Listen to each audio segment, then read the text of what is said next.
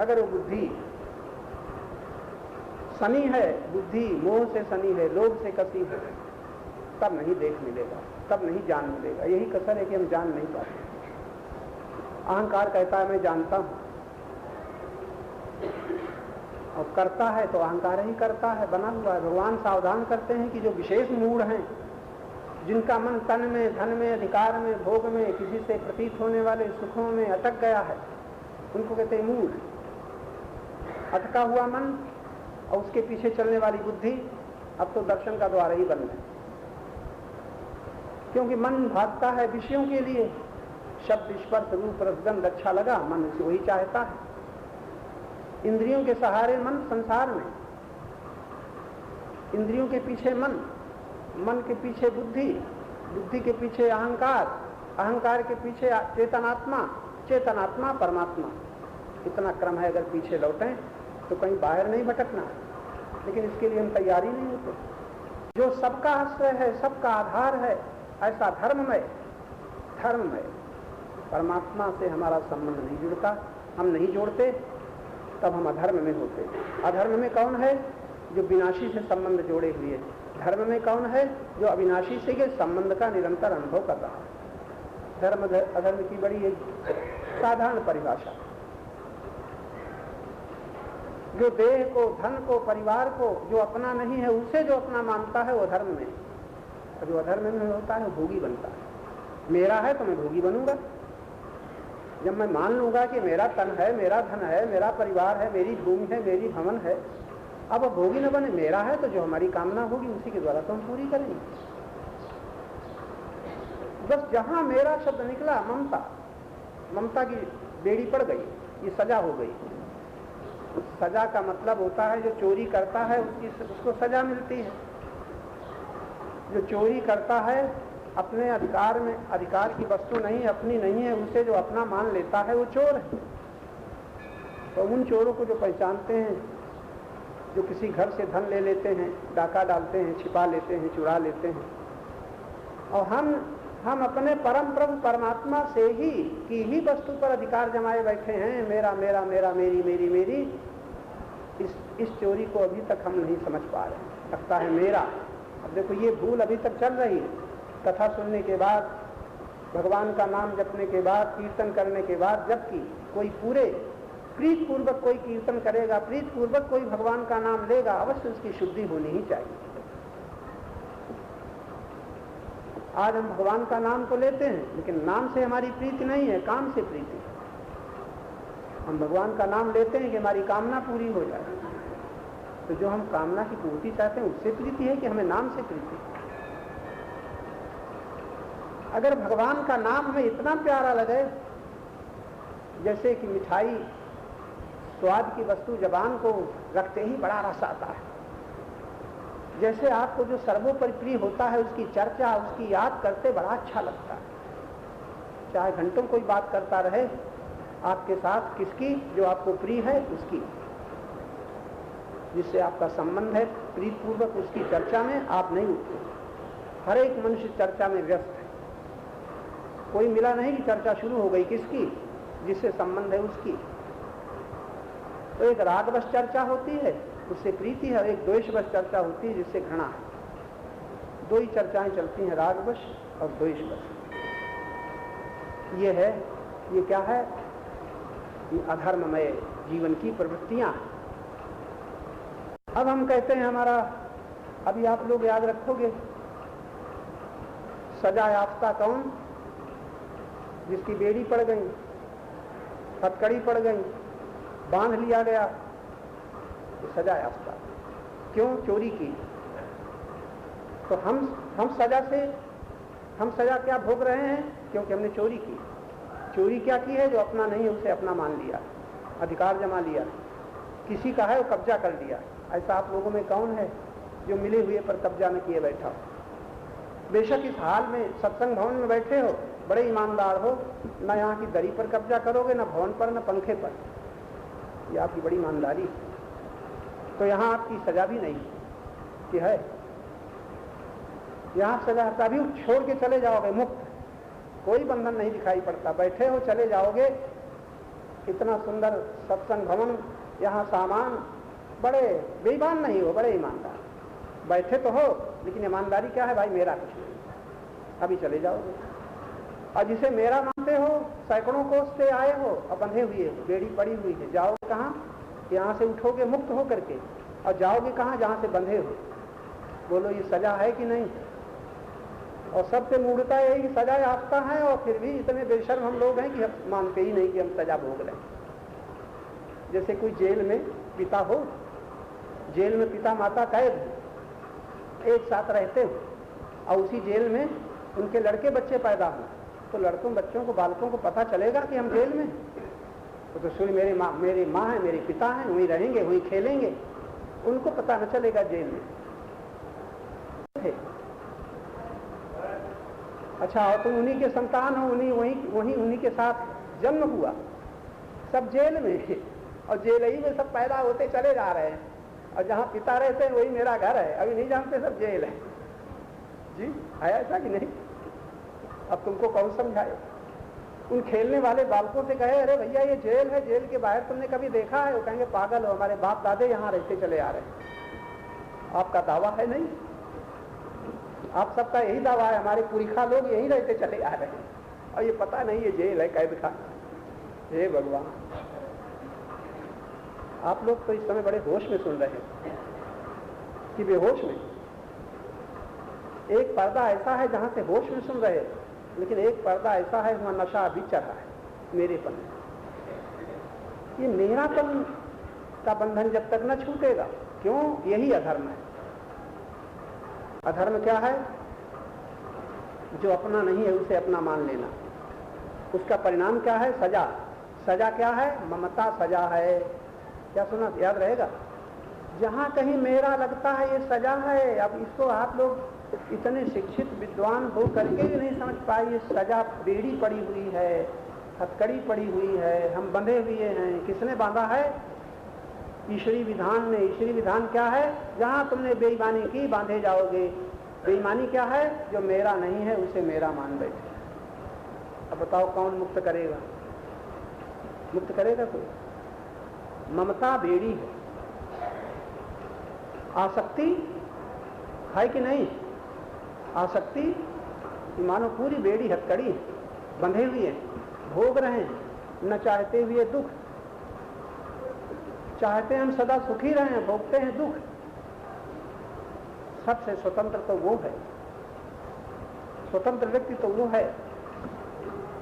सुख हो गए कोई हर्ज नहीं, सुख भोगे और दुख न हो तब मानो स्वतंत्र। आप जो नहीं चाहते हो आपके साथ नहीं होना चाहिए, लेकिन यहाँ तो उल्टा है।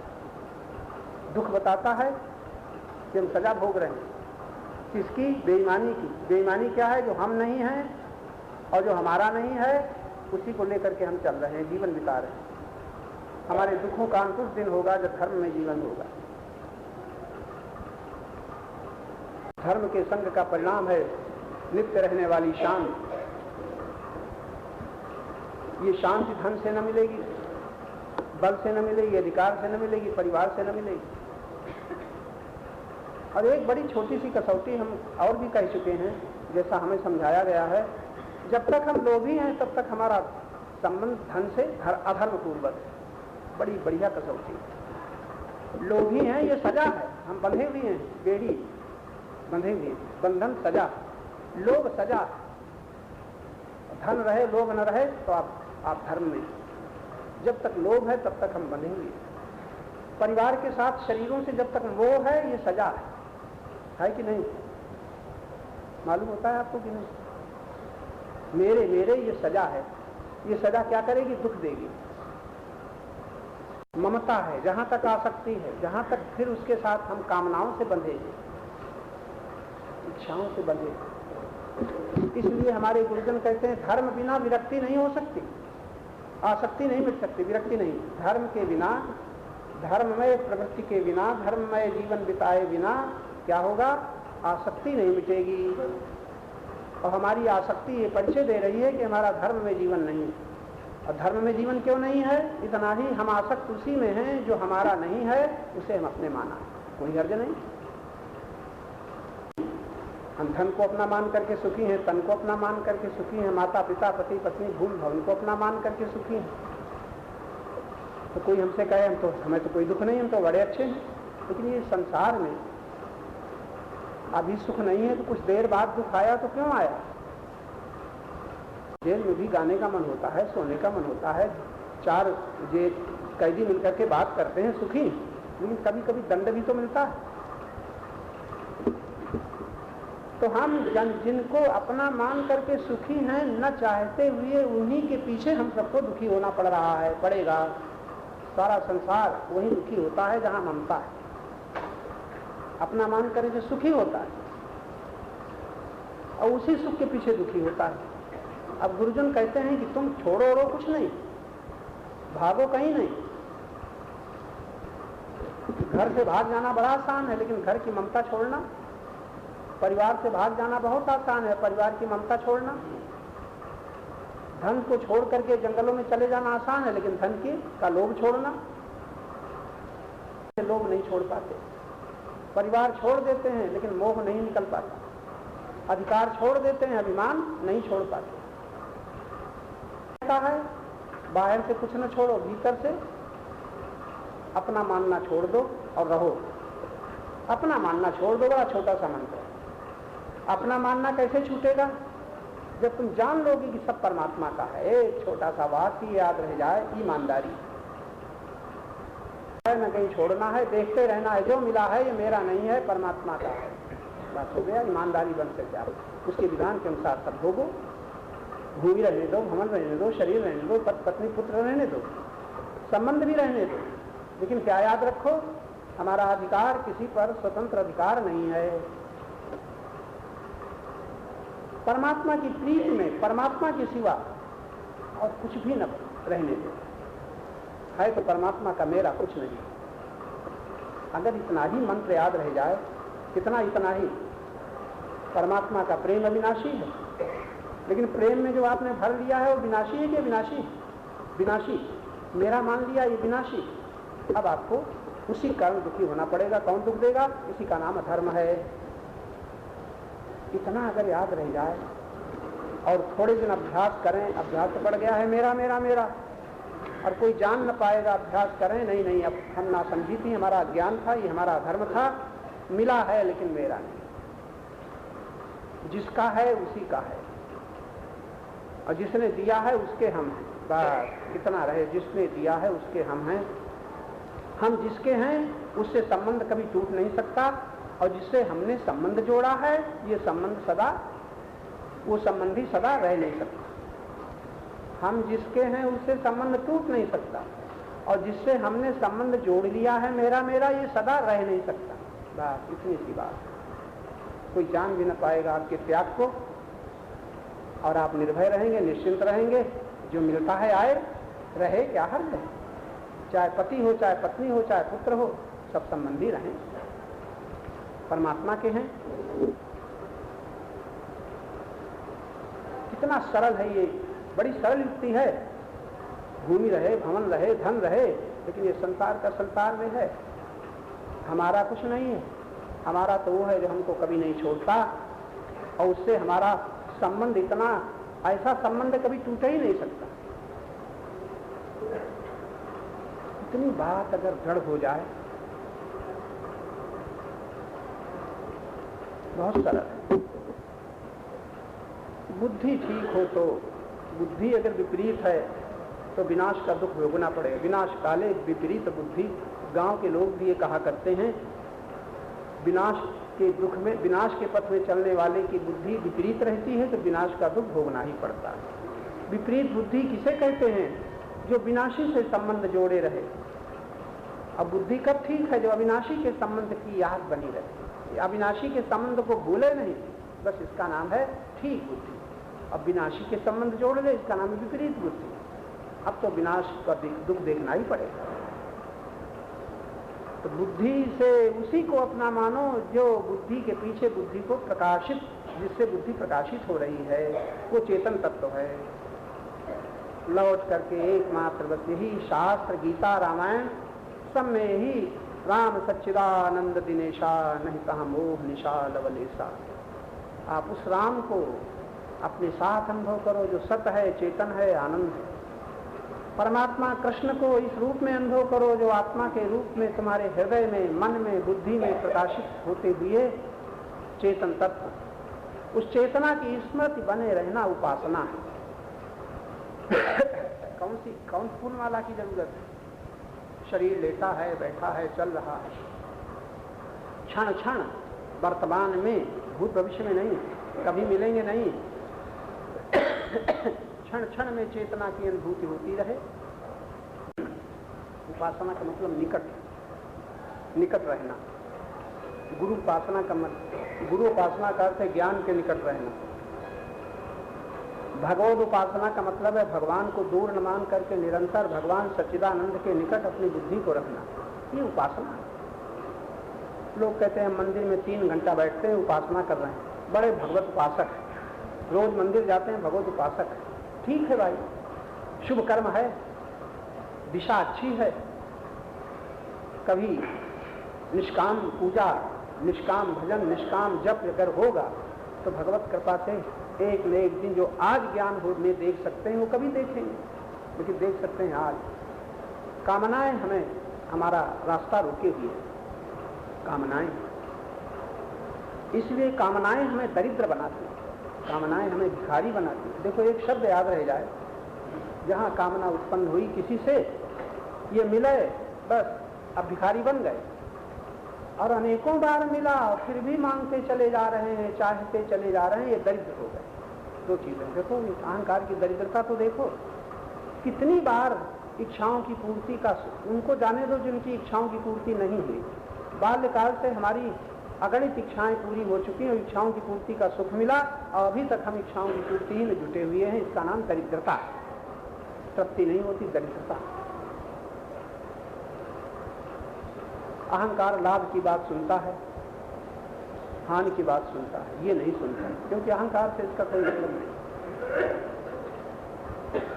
बड़ी विचित्र बात। करोड़ों मनुष्य जी रहे हैं धरती में, सुखी हैं, करोड़ों मनुष्य सुखी हैं, न ईश्वर का भजन करें, न कोई जरूरत भी है, न धर्म को माने, न गीता माने, न रामायण माने, और सुखी हैं।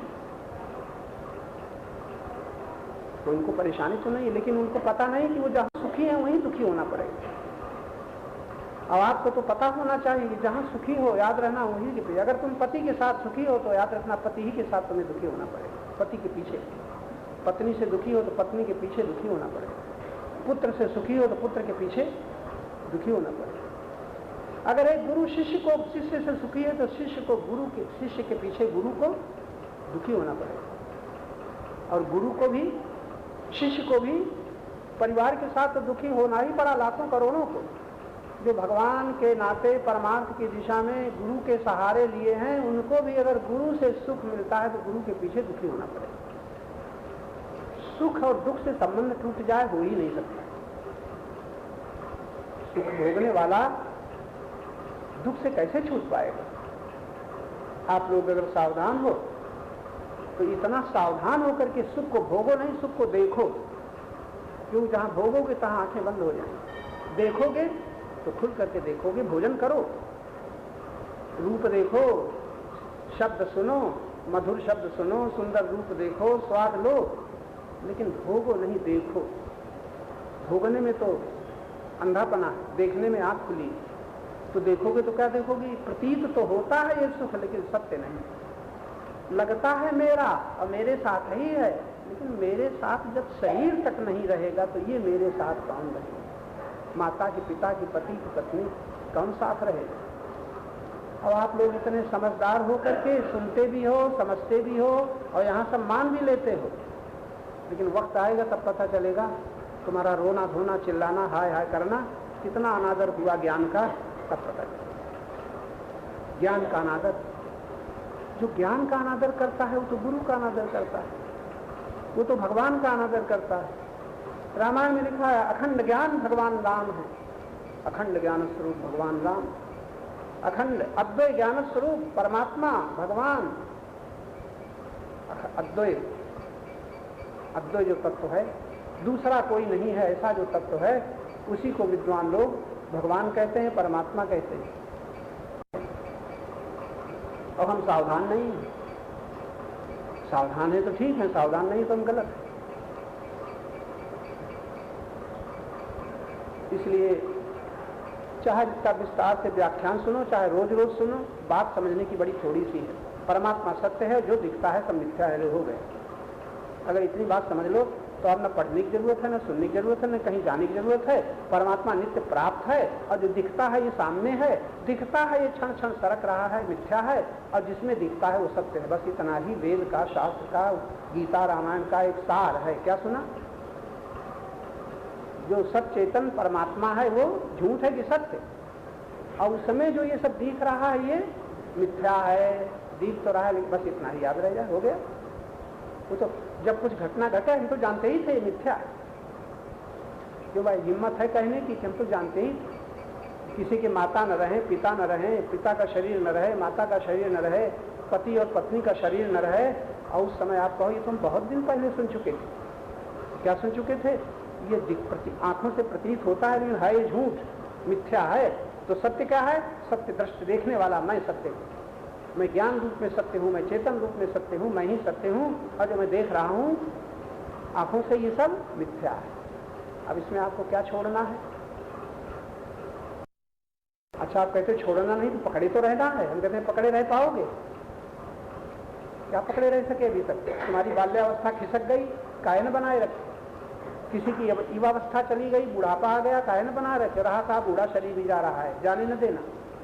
इतना भी होश नहीं है कि क्षण क्षण वस्तु सरक रही है, और जाने कितनों की छिन गई, चली गई, और ये जानते हैं, देखते हैं, और आश्चर्य है कि हम वही मूर्खता हम लोग कर रहे हैं। अब बताओ इसका क्या इलाज है? कोई इलाज? कोई देवता हमें दुख से बचा पाएंगे? भगवान दर्शन देने के बाद भी हमें दुख से बचा पाएंगे? क्योंकि भगवान की बात मानते नहीं।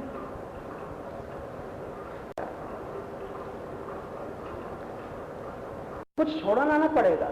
आप ध्यान करते हो, अच्छा आंख बंद रखो, आंख बंद करने के बाद तुरंत सोचो मैं कुछ बना हुआ हूं, यही मेरी पराधीनता है। बड़ा छोटा सवाल, जहां मैं कुछ बना हूं वही पराधीनता है। बनने के पहले और बिगड़ने के अंत में जो शेष रहेगा वो सत्य है, वो सत्य मैं ही हूं। वो ढक गया क्या? जिसे परमात्मा कहते हो, जिसे सत्य कहते हो, जिसे भगवान कहते हो, वो ढक गया किससे? तुम्हारी बनावट से। जहां तुम बने मैं माता पिता पुत्र गरीब अमीर, तहां परमात्मा तो ढक गया। और जहां बनावट समाप्त हुई, जहां कोई आकार नहीं है, आकार, जहां अहम के साथ कोई आकार नहीं है, तहां अहम के साथ परमात्मा का अनुभव होने लग जाएगा। बड़ा सरल, बड़ी सरल युक्ति। अहम के साथ आकार न हो, परमात्मा का अनुभव वही होने लग जाएगा, क्योंकि अहम बच गया। अहम ये अहम ज्ञान किसमें हो रहा है? अखंड, अनंत, पूर्ण में हो रहा है अहम। जैसे समुद्र में एक लहर उठी किसमें? समुद्र में, लेकिन लहर जहां से उठी उसको तो देख नहीं रही है, और भागती चली जा रही है, टकराती है एक दूसरे से, और उसको ये पता नहीं मैं जहां से उठी हूं वहीं हूं, और जहां लय होगा वहीं हूं। ये ज्ञान नहीं है लहर को, तैसे हमको भी ज्ञान नहीं कि मैं कहां से हमारी शुरुआत हुई और कहां हमारा अंत होगा। हम तो बीच में जाने क्या क्या ममता लोभ से कसे हुए, भरे हुए, और फिर कहते हैं भगवान दया करो, बचाओ, प्यार। ये रोग हमारा कौन दूर करेगा? सब कुछ है ही नहीं, रोग है ही नहीं। अगर होश आ जाए तो पहले हमने हमारी मान्यता में ये सब भरा है ही नहीं। तो बड़े छोटे शब्दों में आपने क्या सुना? अहम के साथ मेरा मेरा मेरा ये अगर छूट जाए और ये दृढ़ निश्चय हो जाए, मैं हूं तो, लेकिन मेरा कुछ, क्या कहा? मेरा कुछ नहीं है। क्या छूटा? पत्नी की, माता की, पिता की, भूमि की, भवन। जैसे यहां बैठे हो, मैं बैठा तो हूं, शरीर बैठा तो है, लेकिन शरीर का ये कुछ है तो मुक्त होगी बंधन में। और जहां मेरा कह दिया वहां बंधन। व्यवहार में मेरा कहना पड़ेगा, व्यवहार में मेरा कहो, ऊपर ऊपर। जैसे धर्मशाला के 9 नंबर का मेरा कमरा है, अब भीतर से तो तय रखो, भीतर से तो दृढ़ निश्चय रखो कि जो मिला है इस पर मेरा स्वतंत्र अधिकार नहीं है। एक सीमा है यहाँ से, जैसे टिकट लिया है स्टेशन में, आप कह सकते हो मेरी सीट है, लेकिन भीतर से जानते हो जहां स्टेशन आया तहां सीट का अधिकार खत्म। मेरी सीट है कह सकते हो। कोई दूसरा तुम्हारी सीट में बैठे कि भैया अपने अधिकार के भीतर रहो, ईश्वर के विधान से अधिकार है, तुम्हें जो मिला है उस पर थोड़ा अपना उपयोग कर लो, हमारी जगह पर हमारा उपयोग करने दो। आखिर दोनों की सीट छिन जाएगी, अपने अपने स्टेशन में सब उतर जाएंगे। काहे ममता मोह बढ़ा करके मर रहे हो, लड़ रहे हो? इतना सरल है। तो बड़ा छोटा सा एक वाक्य में गुरुजन कह देते हैं, कल हमने बताया था ना, उत्तम अधिकारी, मध्यम अधिकारी और निकृष्ट अधिकारी। उत्तम है जो सुनने मात्र से जिस होश में आ जाए, मध्यम है कि साधना उपासना करे, अवधम है कई जन्म लग जाएंगे तब बुद्धि समझने होगी। कई जन्म लग जाएंगे, थोड़े दिन में तो नहीं। तो आपने कई मंत्र सुने, अब उसमें चुन लो तुम्हारे हित की कौन सी बात है। और साधना अभ्यास के लिए, अभ्यास जिसे कहते हैं, जो गलत अभ्यास बढ़ गया है उसको सही अभ्यास से छोड़ दो। मौन और शांत होकर के सही अभ्यास करते रहो, शोरगुल मचाने की जरूरत नहीं। लेकिन अहंकार को जब तक न पहचान पाएंगे हम लोग, तब तक हमारे बंधनों का, हमारे दुखों का अंत हो नहीं सकता। कोई नहीं कर पाया, कोई नहीं कर पाएगा। स्वतंत्र हैं हम अपने दुखों का अंत करने में। केवल ये जान लें, क्या जान लें? मैं सचमुच किसका हूं और मेरा क्या है।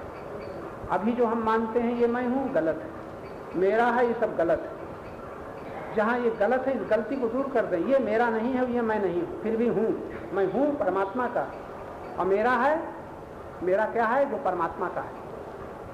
परमात्मा का और प्रकृति का, थोड़ा दो शब्द। प्रकृति का है, यद्यपि परमात्मा की प्रकृति है, लेकिन प्रकृति मेरी नहीं है। तो प्रकृति का मेरे साथ, जैसे तन ये प्रकृति का है। मन, बुद्धि, चित्त, अहंकार, ये सब प्रकृति के, अष्टधा प्रकृति, 8 प्रकार की प्रकृति गीता में बताई गई।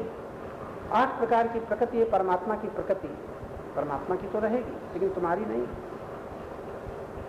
तुम्हारा है कुछ जो परमात्मा का है। वो परमात्मा का क्या है? जैसे परमात्मा के चेतन परमात्मा, चेतना से तुम्हारा कभी संबंध न टूटे। चेतना से, ज्ञान से तुम्हारा कभी संबंध न टूटेगा। तुम ज्ञान ही हो, तुम चेतन ही हो, तुम शक्ति ही हो। ये परमात्मा का है। परमात्मा का जो कुछ है उस पर पूरा पूरा अधिकार रखो। मैं शक्ति हूँ, मैं ज्ञान हूँ, मैं प्रेम हूँ। इसमें जो भर गया है ये प्रकृति का है। प्रकृति का भाई अपना मत मान, बस इतना फैसला कर लो। सुख से विचरो, शांत होकर के विचरो। जब तक प्रारब्ध के द्वारा शरीर चलेगा रहेगा। जैसे संयोग हैं, जो कुछ हैं, आएंगे जाएंगे, छूटेंगे। इसी के लिए साल भर अगर आप मनन करते रहो इन गुरु वाक्यों का, तो भटकने की, भागने की जरूरत नहीं है। लेकिन आप इसको देखो कि आपके भीतर कोई संकल्प उठता है। ये संकल्प जो उठा, ये क्यों उठा? अब ये व्यवहारिक जीवन में सावधान रहने की एक युक्ति है। कोई आपके भीतर इच्छा उत्पन्न हुई, यहाँ जाना है, ये करना है, ये लाना है। जैसे हमारे पास आते हो, परिवार के साथ जाते हो, कहीं जाते हो, तो आपका एक मन में उठता है चलें। और जब चलते हो तो आप उसी समय सोचो जहाँ जा रहे हैं, जिसके पास जा रहे हैं और जिसके साथ जो कुछ कर रहे हैं, ये अपनी प्रसन्नता के लिए कर रहे हैं कि उसकी सेवा के लिए कर रहे हैं। ये प्रश्न अभी तक लोग नहीं उठाते, है ना? आप जो कुछ करते हो अपनी प्रसन्नता के लिए, कि जिसके साथ तुम कर रहे हो उसकी प्रसन्नता के लिए। आज तक ये प्रश्न छूटा हुआ है। अगर आप जिस अंश में आप जिसके साथ उसकी प्रसन्नता का पक्ष, तो आप सेवक हो। और जहां अपनी प्रसन्नता का पक्ष आ गया, तो चाहे जितना खर्च करो, चाहे जितना भाग दौड़ करो, चाहे जितना परिश्रम करो, सब भोग हो जाएगा। इसी पर हम लोग सावधान नहीं रहते। अपनी प्रसन्नता के लिए जब तक हमारी क्रियाएं हो रही हैं, तो सेवा के नाम पर भी आप भोगी बन जाएंगे, दान के नाम पर भी आप भोगी बन जाएंगे, हाथ जोड़ करके भी आप भोगी बन जाएंगे। आप अपनी प्रसन्नता के लिए हाथ जोड़ते हैं कि वो भी प्रसन्न होता है। अगर किसी को मान प्यारा है, मान देते हो, तो आप दानी हो गए। अब आप मान देते हो, आपको संतोष होता है, तो आप भोगी हो गए। आपको किसी को धन प्यारा है, धन देते हो, तो आप दानी हो गए। सेवा से दानी हो गए। अब आपको देना अच्छा लगता है किसी फल के लालच पर, तो आप भोगी हो गए। और नीचे बैठ करके अगर किसी को ऊंचे बैठा करके उसको संतोष होता है, प्रसन्नता होती है, तो आप सेवक हो गए। नीचे बैठे और अपनी प्रसन्नता के लिए नीचे बैठते, ऊपर बैठे, तो आप भोगी हो गए। अहंकार तृप्त होगा कि मैंने किसी को मान लिया, और उसके पीछे और कुछ छिपा रहेगा। हम लोग तो ऐसा आडंबर करते हैं, जाने कितना कितना दिखावा, ऊपर ऊपर प्रेम नहीं है, श्रद्धा के साथ नम्रता नहीं है, प्रदर्शन है, हाथ जोड़ना, थोड़ा ऊपर किसी के नीचे बैठा देना, ऊपर बैठ जाना, इत्यादि इत्यादि तमाम आडंबर ही हमारे अहंकार की सीमा में चलते रहते हैं, पता नहीं चलता। तो एक व्याख्या ज्यादा में न जाओ, इतना ही याद रखो, जो कुछ करो एक प्रश्न उठा दो, ये हम अपने मन की संतुष्टि के लिए कर रहे हैं कि जिसके साथ कर रहे हैं उसके प्रसन्नता के लिए, उसको मान देने के लिए, उसको संतुष्ट करने के लिए कर रहे हैं, बस इतना याद रखो। कोई सामान लाते हो, फल लाते हो, फूल लाते हो, हमारी रुचि है कि जिसके पास है उसको पसंद है। आज कोई कह रहा था महाराज आपके लिए हम काजू लाए थे। अरे काजू हमारे लिए लाए थे कि अपने मन के लिए लाए थे? कभी ना सोचा काजू लाए थे अथवा ये लाए थे वो लाए थे। आप लोग सामान लाते हो हमसे हमारी रुचि के लिए लाते हो कि अपनी रुचि के लिए? अपनी रुचि के लिए लाते हो तो आप अपनी रुचि के भोगी हो कि हम? अभी तो अब इसका है कि ये भी नतीजा नहीं, बाबा तो हाथ जोड़ते हैं तुम्हारे पास कुछ न लाए, जैसे देवता हो बैठे रहो, और हमारी आपत। संस्कार, हमारी मान्यताएं, हमारी स्वीकृतियां, हमारी धारणाएं संग के अनुसार ये बचपन से बनती चली आ रही है। और यहाँ तक कि फिर जब संत महात्माओं से संग मिला, वहां पर भी हमारी कुछ धारणाएं बदली, लेकिन धारणाएं हैं। विचार बदले लेकिन विचार हैं। मान्यताएं बदली लेकिन मान्यताएं हैं। कुछ ऊपर की ओर हम चले लेकिन भी मार्ग में हैं। ये निर्णय करना है, और ये भी भगवत कृपा से दी हुई बुद्धि द्वारा निर्णय हो जाता है।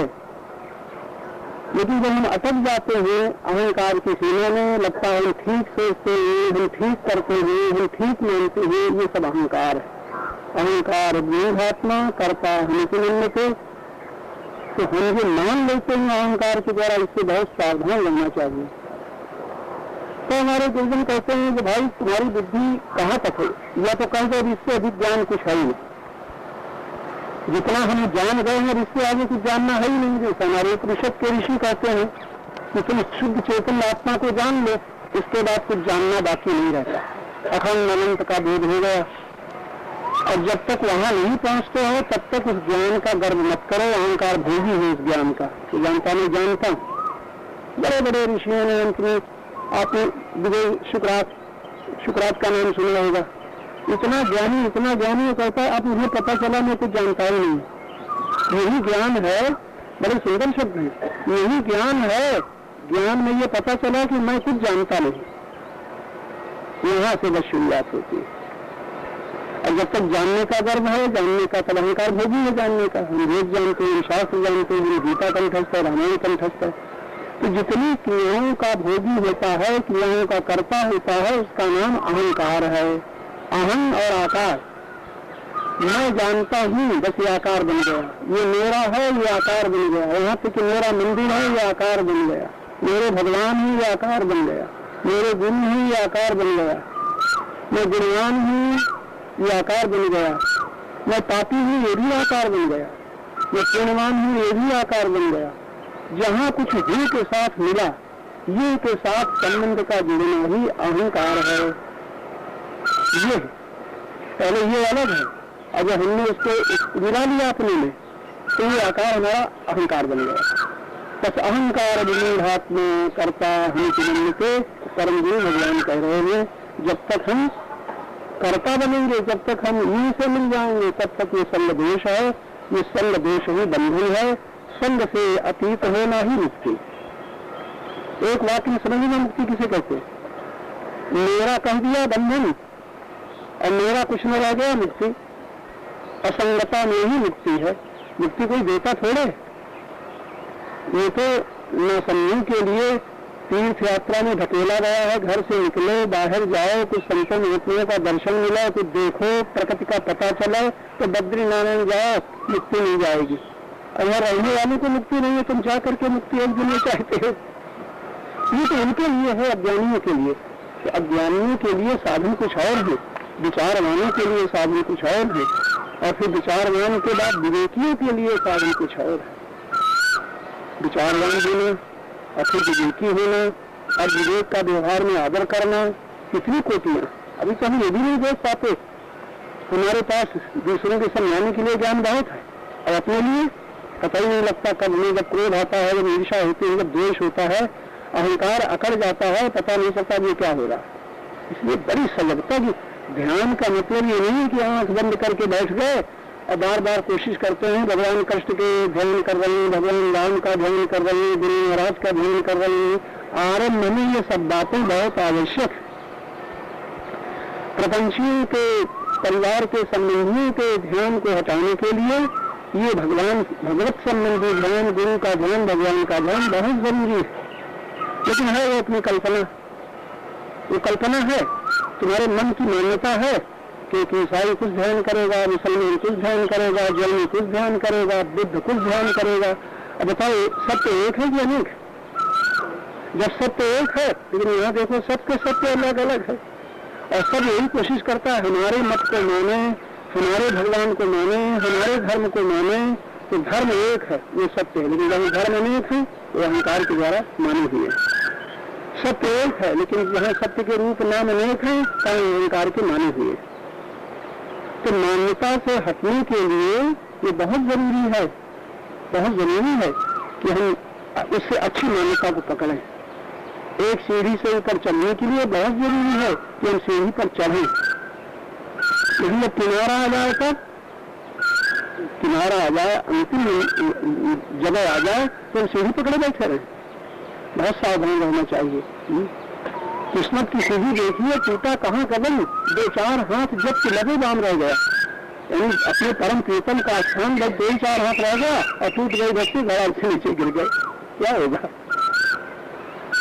इस तरह से बड़ा यही हम गुरुजनों के वाक्य जो हम दोहरा रहे हैं, उसका यही लाभ है कि हम उसमें अपने जो हम जानकारी हमारी है, जिस जानकारी के हम भोगी बने हुए हैं, उस गुरुजनों के वाक्यों के द्वारा हम अपने जीवन की गतिविधि का निरीक्षण करें, पता लगाएं हम किस जगह पर हैं, कहाँ घिरे हैं, अहंकार क्या है, आकारों में भी कितने आकार छूटे हैं, कितने आकार अभी बने हैं, ये साधना।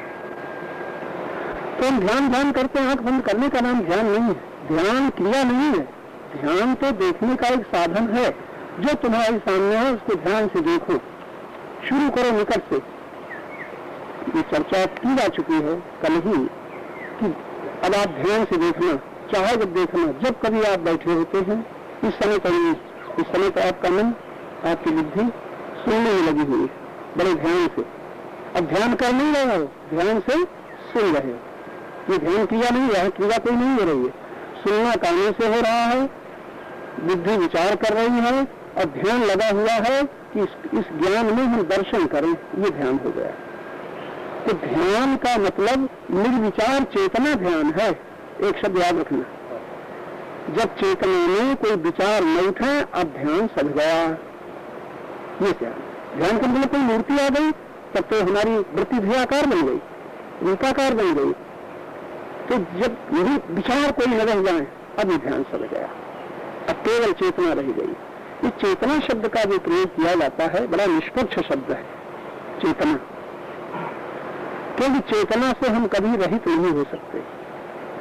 ये बोलना चेतना ही के द्वारा हो रहा है, सुनना चेतना के द्वारा हो रहा है, चलना उठना बैठना चेतना के द्वारा हो रहा है। तो चेतना से को हम कभी इनकार नहीं कर सकते, चेतना के बिना कुछ हो ही नहीं सकता।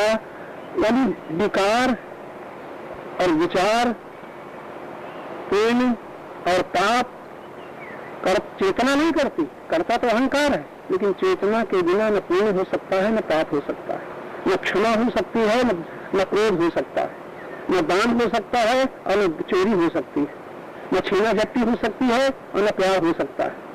जितनी क्रियाएं हो सकती हैं होती हैं चेतना के द्वारा होती हैं। कर्ता कौन है? अहंकार। अहंकार उस चेतना को भूला हुआ है। ये हमारी अभी अभी की बात है सबकी, जो जिसके द्वारा सब कुछ हो रहा है वो उसे ये अहंकार भूला हुआ है और कहता है मैं कर रहा हूं, मैं चल रहा हूं, मैं बोल रहा हूँ, मैं सुन रहा हूँ, होता ही नहीं होता। ये हमारी आपकी अभी अभी की तस्वीर है। जब देखो तो हम कर्ता बन गए, और जब कर्ता बन गए तो भोक्ता बनने से हम कैसे बच पाएंगे? कर्ता ही तो भोक्ता बनता है। चेतना न करता है न भोगता है, सूर्य न करता है न भोगता है। सारी पृथ्वी में धरती में हलचल मच गई, प्रकाश आते ही मनुष्य नहीं, पशु पक्षी कीट पतंग सब अपने अपने काम में जुट गए। अब क्या क्या कितना हो रहा है कोई शुमार लगा सकता है? जो ये चेतना में हो रहा है, सूर्य के प्रकाश में हो रहा है, तो सूर्य पाप का भोगी बनेगा कि पुण्य का भोगी बनेगा? सूर्य कुछ प्रकाश, उसका होना ही बस है वो। उस है में फिर हम हैं, उस है को भूल गए, हम हैं, हम देख रहे हैं, अभी भूल गए किसमें देख रहे हैं, हम चल रहे हैं, अभी भूल गए किसमें चल रहे हैं, ये भूलेंगे नहीं। प्रातः से उठ करके अभी तक जितनी आपकी पैरों के द्वारा, होठों के द्वारा, आंखों के द्वारा क्रियाएं हुई, जितने लोग बैठे हो सारा सोच के देखना, जितनी क्रियाएं नींद खुलने के बाद अभी तक हमने तुमने हुई, कभी याद आया कि ये सारी क्रियाएं हम सूर्य के प्रकाश में कर रहे हैं? अब याद आया? अब बताओ, ये छोटी सी बात है, यानी जिसके बिना हम कुछ आंखों से देख न सकते थे, जिसके बिना चल न सकते थे, प्रकाश में चले, प्रकाश में काम किया, ये भूला हुआ है, करता मैं चल रहा हूँ, मैं देख रहा हूँ, मैं ये कर रहा हूँ, ये कर रहा हूँ। अभी स्थूल बात है, मोटी बात है। आंखें जिसके द्वारा देखती हैं, आंख भूली हुई है कि मैं किसके द्वारा देख रही हूँ। यह अहंकार भूला हुआ है, आंखों के द्वारा जिस प्रकाश में अहंकार देख रहा है उसको भूला हुआ है। और फिर आगे की बात, अहंकार जिस प्रकाश में अपने आगे देख रहा है उसको भूला हुआ है। फिर वही अहंकार जिस चेतना के द्वारा सुन रहा है, जिस चेतना के द्वारा बोल रहा है, जिस चेतना के द्वारा सारी क्रियाएं हो रही हैं, उस चेतना को भूला हुआ है। चेतना को भूलना ही परमात्मा को भूल जाना है, याद रहेगा। और चेतना को स्मरण रखना परमात्मा का स्मरण रखना है। अब चेतना स्मरण से प्राप्त हुई कहीं जाने से, तब चेतन परमात्मा है, परमात्मा जड़ों की चेतन है। सब जानते हैं, सब कहते हैं राम सच्चिदानंद दिनेशा, रामायण पढ़ते पढ़ते बिहार गए और खोज कर रहे हैं मंदिरों में, तीर्थों में, और रामायण लिखा राम सत्य है, चेतन है, आनंद है और प्रकाश की भांति है। नहीं कहा मोह निशाल अवदेशा, वह मोह का लेश मात्र भी नहीं है। और यहाँ रामायण पढ़ते हुए हमारा भूल से भरे हैं, लोभ से भरे हैं, अज्ञान से भरे हैं, अपनी तस्वीर भी भीतर की हम नहीं देख पा रहे हैं, और अहंकार का नहीं समाज जा नहीं पाता। अहंकार अभिमोहात्मा, ये अपना निरीक्षण है। इस तरह अब ध्यान से हम अपने को देखें तब पीछे हटते जाएंगे। तो आपने क्या सुना, जिस चेतना के द्वारा अहंकार में सारी क्रियाएं हो रही हैं, वो अहंकार करता तो बन रहा है। मैंने ये किया, मैंने ये देखा, मैंने ये सुना, मैंने दिया, मैंने ये लिया, मैंने इनको पराजित किया, मैं जीत गया। जीवन भर ये मैं अहंकार रूपी मैं जीवन भर कर्ता बना हुआ है और भगवान का नाम जपता है। अहंकार इतना भाग्य कि हम भगवान का नाम लेते हैं, इतना हमारा पुण्य जागृत है, भगवान का नाम लेने लग गए, भगवान को मानने लग गए, भगवान के मंदिरों में जाने लग गए। भगवान नहीं दिखाई पड़े तो मूर्तियां बना डाली, मंदिर बना डाले, और फिर जब ज्यादा धन आ गया तो भगवान की मूर्ति बना डाली, लेकिन पूजा की जरूरत नहीं है, पुजारी भी रख दिया, पूजा करो तुम, वरदान ले हम। सब चल रहा है, दर्शन हो रहे हैं। अब भगवान के दर्शन करें सारी जनता, हमने जो मंदिर बनाया उसके लाखों आदमी दर्शन करेंगे, और मंदिर बनाने वाला शायद साल में किसी पर्व के दिन, जन्माष्टमी रामनवमी के दिन आ जाए तो आ जाए, लेकिन अगर दूसरे दूर दूर पंजाब और बंगाल वाले ने अगर मंदिर तुम्हारे हरिद्वार में बनाया है तो साल में एक बार भी नहीं आता। पुजारी काम कर रहा है, दर्शन कर रहा है, मंदिर के दर्शन, भगवान का मंदिर बनाया, भगवान के दर्शन खुद नहीं आता। देख लेना, ये सब अहम कृतियां हैं। अहंकार अपनी कृतियों से संतुष्ट हो रहा है, बहुत सावधान रहना। अहंकार अपनी कृतियों से, कृतियों का भोगी है, जो करेगा और जहां कहा मैंने किया भोगी बन गया। अहंकृत इसको कहते हैं। अहंकृत के भोग से बचें तो हम सावधान हो जाए, भोग से बचें तो योग का द्वार खुले, योग की दिशा मिले। ये तो हम कहते हैं योग, भगवान का योग कैसे होगा, और संयोग के भोग से हम बच नहीं पाते। कौन मुक्त कर पाएगा, कौन योग दे पाएगा? इसलिए इतनी आयु बीत गई, आगे रही सही वो भी बीत जाएगी और हम सावधान नहीं है। तो एक शब्द में आप ज्यादा ठहर जाओ, निर्विचार चेतना ध्यान है। जितनी देर 1 मिनट, 5 मिनट, 10 मिनट, 15 मिनट शरीर बैठा हुआ है और तुम देखो शरीर तो स्थिर हो गया, नेत्र भी बंद कर लो, देखना भी बंद हो गया, कानों से आवाज आ रही आने दो, तुम कानों के शब्द नहीं जाओ, शब्द कहां से पकड़े जा रहे हैं यहाँ आ जाओ, चेतना में आ गए। शब्दों का अर्थ मत लगाओ, शब्द कहां से पकड़े जा रहे हैं कानों के द्वारा, चाहे घंटे बजे, चाहे धुएं हुए, चाहे माइक की आवाज हो, कानों के द्वारा शब्द जो पकड़ा जा रहा है, तो तुम ये न कहो ये बंद हो जाए, ये न बजे, तुम कहो ये सुनने वाला कहाँ बैठा हुआ, उसको पकड़ो जहां से सुना जाता है। ये न होता तो सुनाई नहीं देखा, ये न होता तो दिखाई नहीं देता, ये न होता तो ये बोल न पाते। सारी क्रियाएं जिसके द्वारा हो रही हैं उसे ध्यान से देखने के लिए क्या करना होगा? विचार रहित होना पड़ेगा। विचार हटाओ, अब देखो, तब ध्यान से देखना दर्शन शुरू होगा। फिर प्रत्येक इंद्रिय का विषय ध्यान का द्वार बन जाएगा। विषय का भोग न होगा, विषय के पीछे जिसके द्वारा विषय ग्रहण किया जा रहा है उसको तुम पकड़ना शुरू कर दोगे। ये साधना है, बड़ी सरल साधना है, जिसके द्वारा विषय ग्रहण हो जा रहा है, जिसके द्वारा गुरु महाराज के दर्शन हो रहे हैं, गुरु भगवान के दर्शन हो रहे हैं, मंदिर में दर्शन हो रहे हैं, आरती की जा रही है। हर की पौड़ी में हजारों लाखों आदमी आरती देखने जाते हैं और ये भूले हुए हैं आरती कहाँ से हो रही है, आरती कहाँ से देखी जा रही है, कहाँ से उठाई जा रही है, इसका अनुभव किसे हो रहा है, उस उद्गम को भूले हुए हैं और आरती में आंखें अटकी हुई। क्या होगा? ये दर्शन है। तो दूसरे से न कर देना कि ये पूजा आरती का विरोध करते थे, बड़ा गड़बड़ होता है। हम कहें कुछ तुम समझो कुछ, और कहो तो हमारे सामने कहो तुम विरोध क्यों कर रहे हो, तुम कौन धर्म वाले हो, आर्या समाजी हो कि सनातन धर्मी हो कि जैनी हो, पूछो तो फिर से पूछो। तो लोग रास्ते में तो बात करेंगे, अपने आप हमें पास फेल करेंगे, ये गलत है। अरे भाई हम बैठे हम बोल रहे हैं, या तो समझो या समझाओ, कोई बात समझ में आए तो हमें समझा के जाओ, तो हमें ज्ञान में देखना हो जाएगा। इस तरह की कृतियों में, अपनी स्वीकृतियों में, अपनी मान्यताओं में हम अटके हुए, हमारी विद्या एक तरफ, हमारा अध्ययन एक तरफ, हमारी पूजा पाठ एक तरफ, हमारा सत्संग एक तरफ, हमारा मत संप्रदाय एक तरफ, सब एक तरफ, और हमारा बंधन अटकना जो भीतर है इसका पता नहीं चल रहा है। चल सकता है, अभी चल सकता है, कभी नहीं अभी। एक बार हम देखे पीछे तो हटे, कौन कर्ता बना हुआ है? जब भगवान कह रहे हैं अहंकार विमूढ़ आत्मा, और उस पर हम ध्यान नहीं देते हैं और हम भगवान का नाम जपते चले जा रहे हैं, कीर्तन करते चले जा रहे हैं, दर्शन करते चले जा रहे हैं, सदैव शाम पूजाएं भी हो रहे हैं, और भगवान क्या कह रहे हैं इस पर ध्यान नहीं जा रहा है। ऐसा कि नहीं? अगर ऐसा है तो ये भगवान का मानना हुआ कि अनादर हुआ?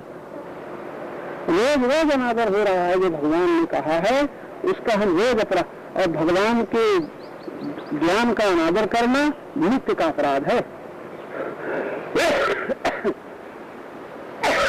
रोज का अपराध। क्या अपराध है? जो भगवान ने कहा है उसको हम भूल जाते हैं। अपराध हो गया कि नहीं?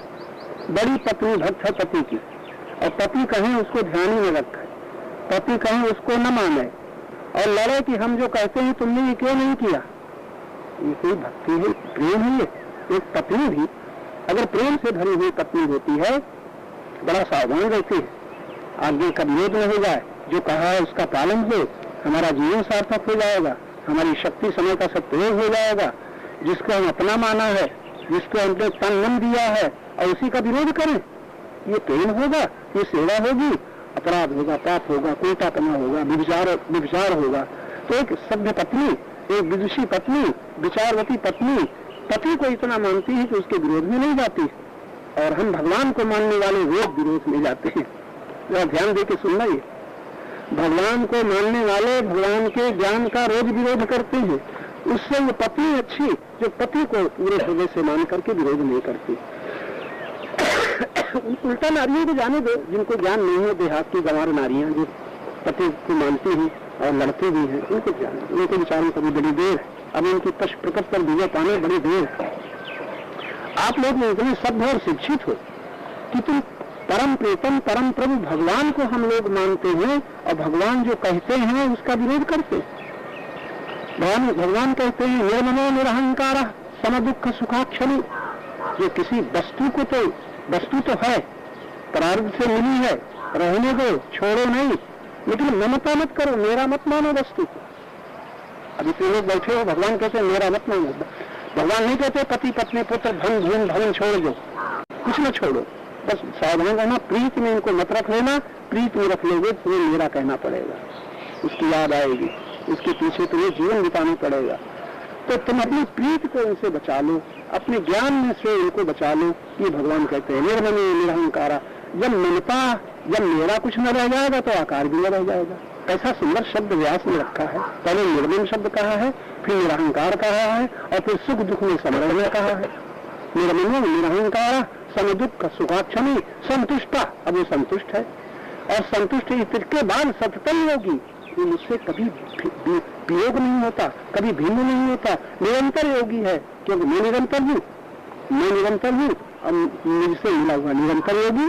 अंतर पड़ जाए तो भोगी, अंतर पड़ जाए तो संयोगी, अंतर न पड़े तो योगी। अंतर किससे नहीं पड़ता?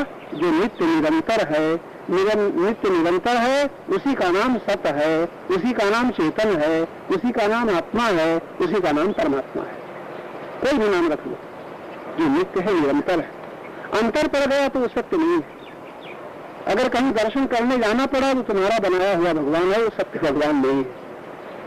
कहीं जाना पड़ा तब दर्शन हुए, कहीं से आना पड़ा तब दर्शन हुए, और आया चला गया तब दर्शन हुए। ये माया का भगवान है, ये माया रहित, ये तेरा शुद्ध भगवान नहीं है।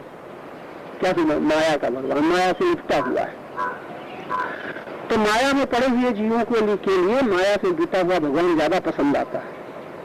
माया में लिपटे हुए, उनकी आंखें उसी से ढकी हुई। लेकिन जो गुरु ज्ञान में जागृत है वो सावधान है, वो सत्य की शोध करते हैं, सत्य की खोज करते हैं, सत्य को अपने से दूर नहीं पाते हैं, सत्य में नित्य योगस्थ होते हैं।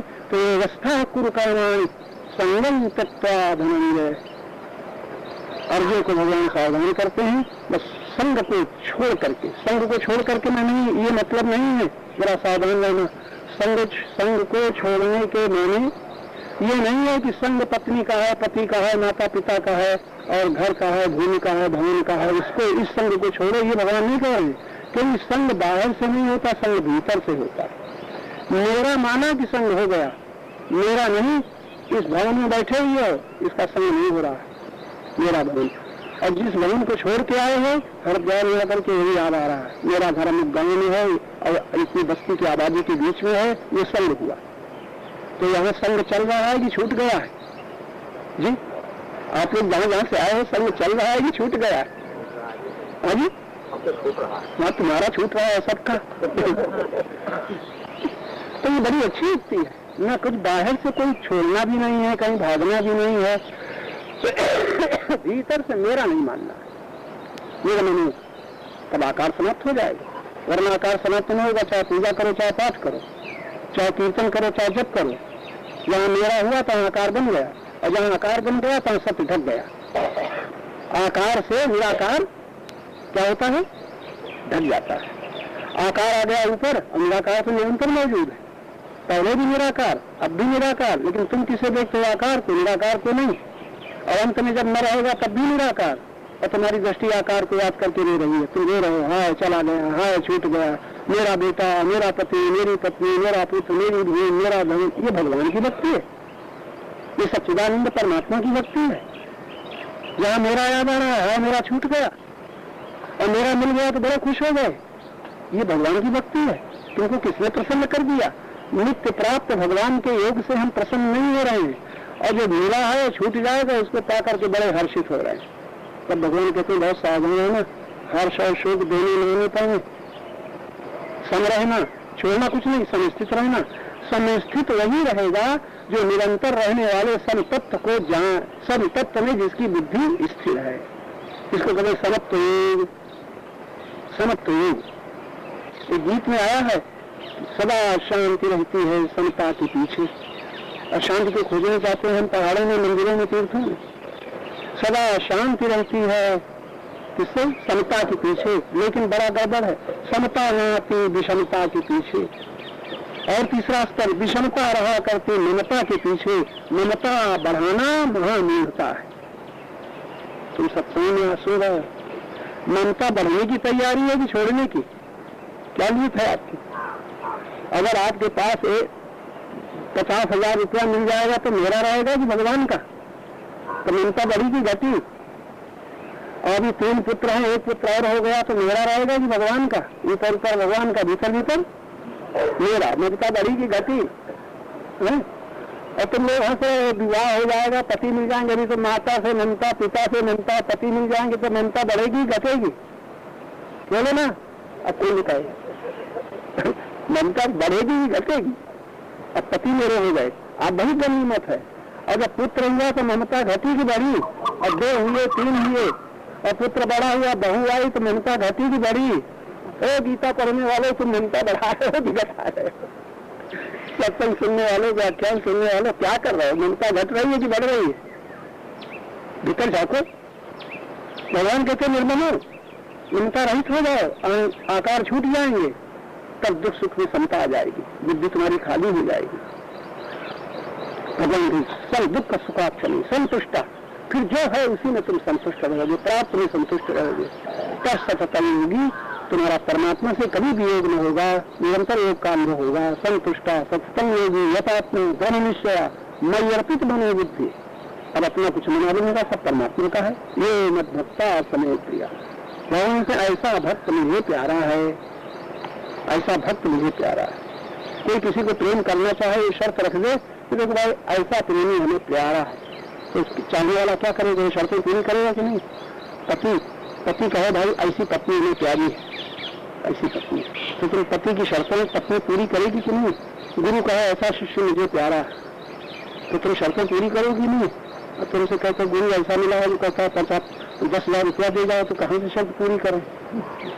ये तर्क हमसे कर सकते हो कि तुम मालूम बता तुम ये ठगना चाहते हो, गुरु बन करके फिर हमसे मांगना शुरू करोगे और हम तुम्हारी शर्तें पूर्ति करें तो तुम हमें पसंद करोगे, नहीं तो हम तुम्हारे शिष्य न बन पाएंगे। गुरु की ये शर्तें नहीं होती, भगवान की शर्तें। अच्छा भगवान को तुम क्या दोगे? तुम्हारे पास है ही क्या है कुछ? भले दावा करो हम समर्पण, क्या अर्पण करोगे? तुम्हारा कुछ है नहीं जो अर्पण करोगे? तुम तो जो स्वयं हो वो देखोगे कि मैं पहले ही से अर्पित हूँ, उन्हीं में हूँ, सब कुछ उन्हीं का है। अर्पण क्या करोगे? ज्ञान होगा, होश होगा तो उन्हीं में हूँ, सब कुछ उन्हीं का है, ये बोध होगा। इस बोध में तुम्हें तृप्ति मिलेगी, शांति मिलेगी। ये सत्संग का लाभ है कि तुम्हें पता चल जाए कि तुम्हें क्या करना है।